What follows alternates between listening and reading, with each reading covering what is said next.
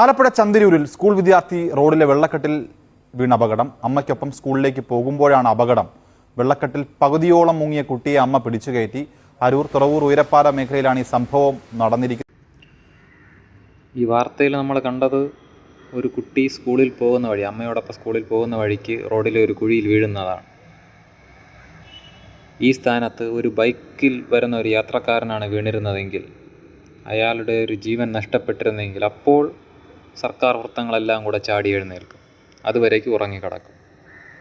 പുതിയൊരു റോഡ് നിർമ്മിച്ചാൽ അറിയാമല്ലോ, വാട്ടർ അതോറിറ്റിക്കാർ അതിൻ്റെ പുറകെ തന്നെ ഉണ്ട്.